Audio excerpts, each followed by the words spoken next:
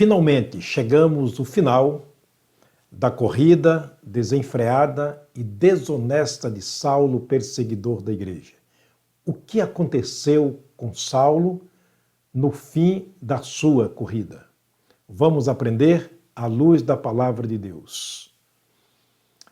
Nós vamos ouvir a partir de agora sobre o arrependimento e a conversão de Saulo. Como arrependimento e conversão são duas coisas importantíssimas na vida de todo aquele que tem interesse na sua alma ou na salvação da sua alma, nós vamos falar de maneira detalhada, pelo menos em 4 mensagens.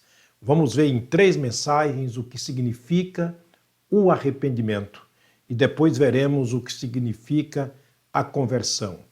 É possível que você, como eu, já tenha ouvido muitas pessoas dizerem que se arrependeu, mas se converteu.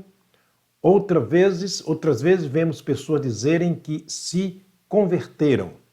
Mas será que houve arrependimento? Então uma coisa e outra não pode andar sozinha. É o que aconteceu na vida deste homem chamado Saulo. Vejamos então. O arrependimento, à luz da palavra de Deus, é uma mudança. Mudança de pensamento, mudança de sentimento e mudança de propósito. Vamos ver isso em 3 mensagens de maneira simplificada para que você e eu venhamos a compreender o que realmente aconteceu com Saulo, este homem que perseguia a igreja do Senhor Jesus. Repito, ele se arrependeu e se converteu. Arrependimento é mudança de pensamento, mudança de sentimento e mudança de propósito. Vamos ver a questão da mudança de pensamento. Primeiro, o que é mudar o pensamento? Para entendermos o que é mudança de pensamento, nós vamos ver o que Paulo realmente pensava. Pensamento é um sentimento do coração, que vem diretamente do coração do ser humano. Saulo mostrou isto durante todo o tempo que perseguia a igreja do Senhor Jesus Cristo. Por que mudar de pensamento? Por que mudar o pensamento dos corações é tão importante que a Bíblia dá ênfase sobre isto? O profeta Isaías, usado pelo Senhor, ele declarou as palavras do próprio Deus no capítulo 55, versículo 8 da sua profecia. Ele disse, porque os meus pensamentos, disse Deus, não são os vossos pensamentos. Então já começa de maneira muito interessante, porque os pensamentos precisam ser mudados. Deus diz com muita clareza, porque os meus pensamentos não são os pensamentos de vocês. No Salmo 139, versículo 17, o salmista orando ao Senhor, ele quão preciosos, quão valorosos me são os teus pensamentos. O salmista chegou a compreender que os pensamentos de Deus são sem preço, são acima daquilo que eu posso avaliar ou pensar. Ainda Jeremias capítulo 29, versículo 11, Deus, usando o profeta Jeremias para declarar sobre os seus próprios pensamentos, ele disse, porque eu bem sei os pensamentos que eu tenho a respeito de vocês. E ele diz, pensamentos de paz e não pensamentos de mal, para dar a vocês o fim daquilo que vocês desejam. É Deus quem está falando. Portanto, eis aqui fortes razões porque os pensamentos precisam ser mudados e porque os pensamentos de Saulo mudaram ao encontrar-se com o Senhor Jesus Cristo. Como são os pensamentos do homem? Vamos ver? A Bíblia diz em Gênesis capítulo 6, versículo 5, e viu o Senhor que a maldade do homem se multiplicara sobre a terra e que toda a imaginação dos pensamentos de seu coração era somar continuamente. Esta é a avaliação que Deus fez do homem, do seu coração, e ele disse que viu que os pensamentos do coração do homem, ou seja, a imaginação dos pensamentos do homem era somar continuamente. Entendemos pelas palavras do próprio Deus que os pensamentos são o resultado da imaginação. A imaginação é um resultado do sentimento que temos no coração. Então eles são colocados em práticas. Por isso Saulo precisava mudar os seus pensamentos. Vamos ver mais alguns textos que falam sobre o pensamento do homem. Jesus disse, Marcos escreveu, capítulo 7, versos 21 e 22 do seu Evangelho. Texto que já lemos aqui algumas vezes, mas é necessário que se repita por causa do assunto em foco neste momento. Jesus Cristo diz, porque do interior do coração dos homens saem. Conte, se você puder, quantos males saem de dentro do coração do homem em forma de pensamento.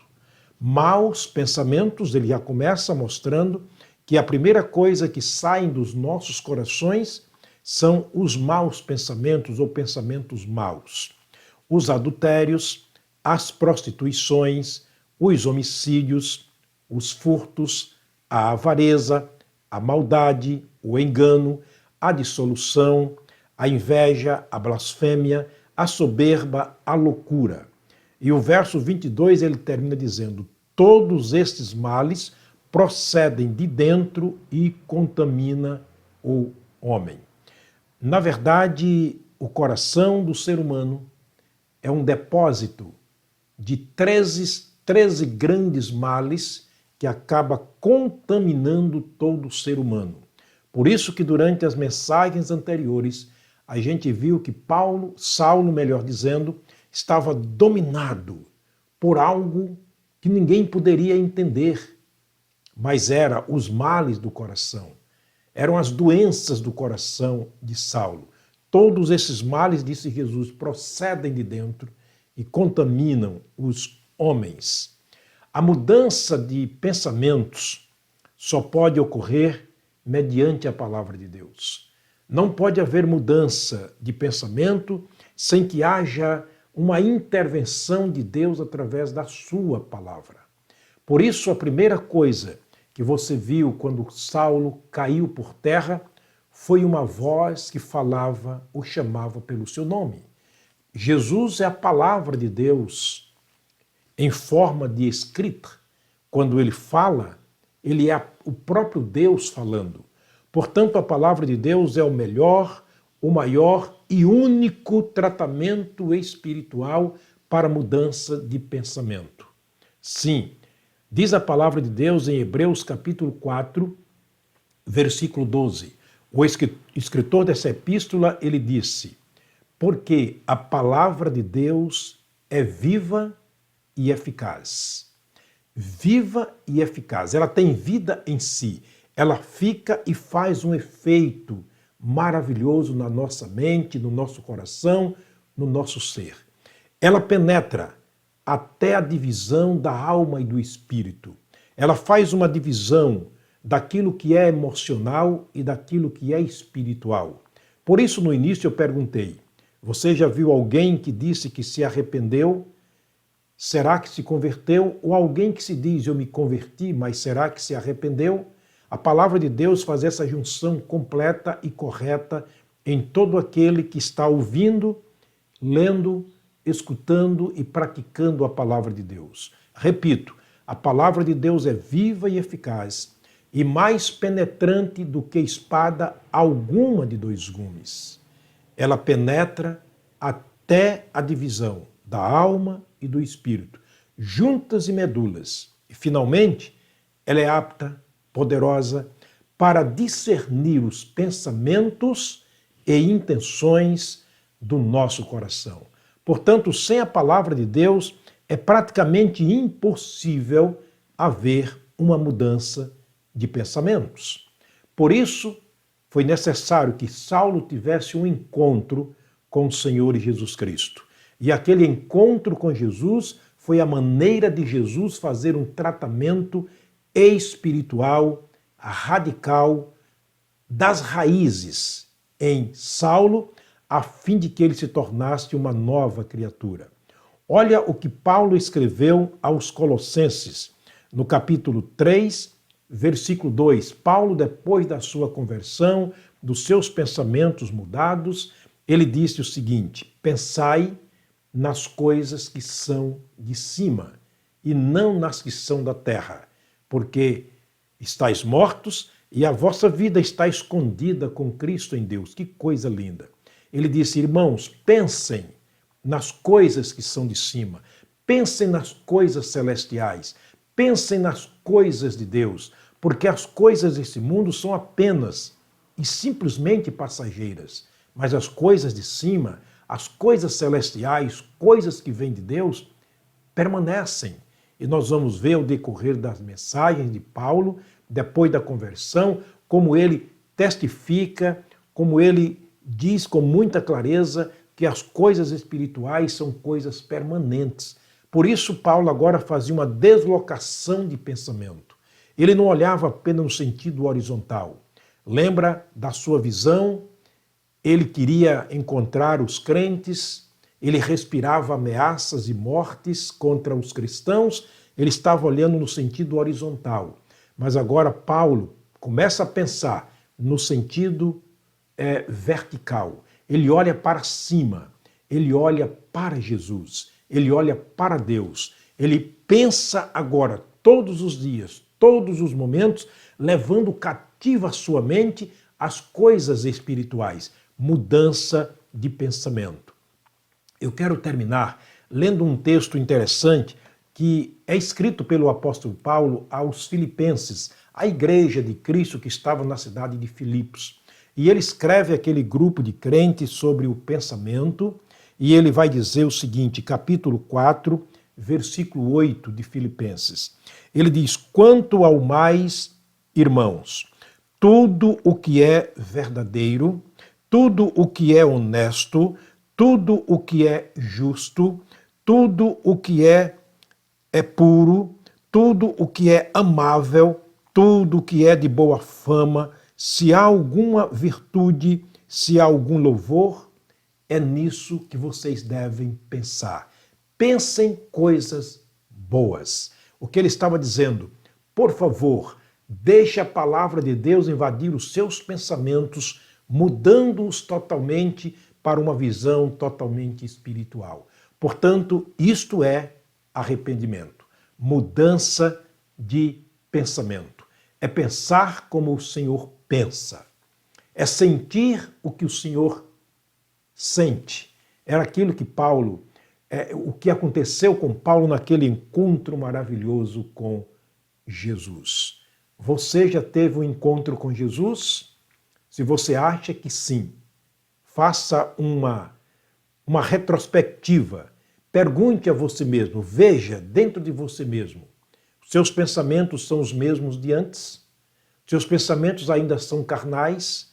Os seus pensamentos ainda são mundanos? Os seus pensamentos continuam no âmbito do material? Ou os seus pensamentos agora trabalham no âmbito do espiritual? São eles apenas no sentido horizontal ou eles estão no sentido vertical? Que Deus te ajude a compreender o que é o arrependimento. Primeiro, tem que haver mudança de pensamento. Sem isto, é impossível o segundo passo. Vamos terminar orando, agradecendo a Deus e pedindo a graça dele para as nossas vidas. Pai querido, muito obrigado por continuarmos aqui diante do Senhor, diante da tua santa e bendita palavra. Obrigado pelo Espírito Santo que conhece as intenções do teu coração e revela para nós através da palavra escrita, lida e ouvida. Pai, eu sei que centenas de pessoas estão me assistindo, estão me ouvindo, milhares de pessoas há que acompanham, ó Deus, as mensagens da tua palavra. Pedimos que o teu Espírito Santo esteja fazendo o trabalho de sondagem espiritual, de convicção espiritual nos corações, para que haja salvação, arrependimento, mudança de pensamento e crescimento espiritual. Oro pelas famílias, especialmente as famílias que passam por momentos de tribulação, momentos de angústia, de grandes necessidades e de perseguição.